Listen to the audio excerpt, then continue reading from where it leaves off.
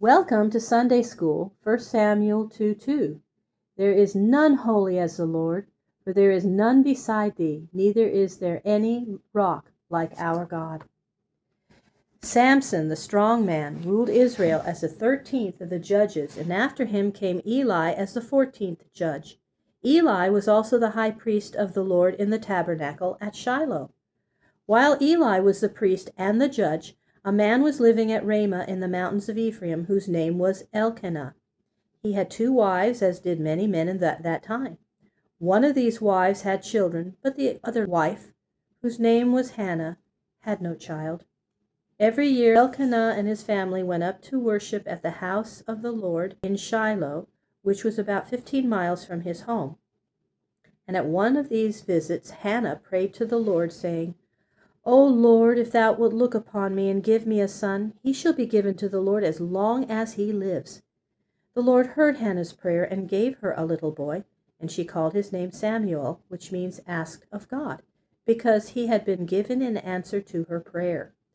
While he was still a little child, she brought him to Eli the priest and said to him, My Lord, I am the woman who stood here praying. I asked for God for this child, and now I have promised that he shall be the Lord's as long as he lives. Let him stay here with you and grow up in God's house. So the child Samuel stayed at Shiloh and lived with Eli the priest in one of the tents beside the tabernacle. And every year Samuel's mother Hannah made for her boy a little linen coat just like those worn by the priests, and brought it to him at the tabernacle. So Samuel, growing up in God's house, looked like a young priest, and as one of the priests he helped Eli in the work of the tabernacle. He lit the lamps and opened the doors and prepared the incense and waited on Eli, who was now growing old and was almost blind. Samuel was all the more a help and a comfort to Eli, because his own sons, who were priests, were very wicked young men. Eli had not trained them to do right, nor punished them when they did wrong. So they grew up to become evil, to disobey God's law, and to be careless in God's worship. Eli's heart was very sad over the sins of his sons, but now that he was old, he could do nothing to control them. It had been a long time since God had spoken to men as in other days. God had spoken to Moses, to Joshua, and to Gideon.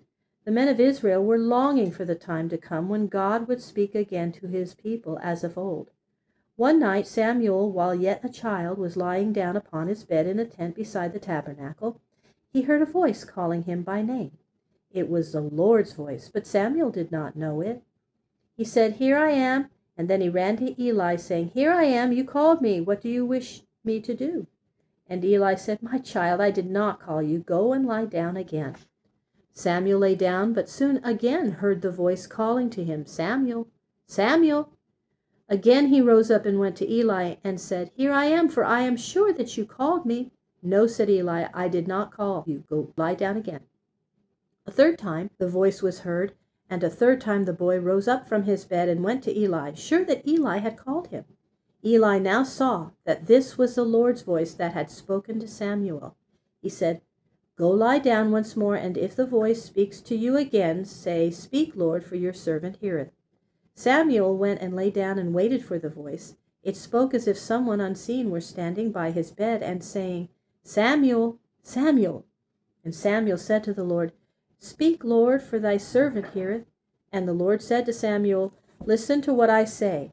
I have seen the wickedness of Eli's sons, and have seen that their father did not punish them when they were doing evil. I'm going to give to them such a punishment that the story shall make everyone's ears tingle who hears it. Samuel lay in his room until the morning. Then he arose and went about his work as usual, preparing for the daily worship and opening the doors. He said nothing of God's voice until Eli asked him. Eli said to him, Samuel, my son, tell me what the Lord said to you last night. Hide nothing from me. And Samuel told Eli all that God had said, though it was a sad message to Eli. And Eli said, It is the Lord, let him do what seems good to him. And then the news went through all the land that God had spoken once more to his people. And Hannah, the lonely mother in the mountains of Ephraim, heard that her son was the prophet to whom God spoke as his messenger to all Israel. From that time God spoke to Samuel, and Samuel gave God's word to the 12 tribes.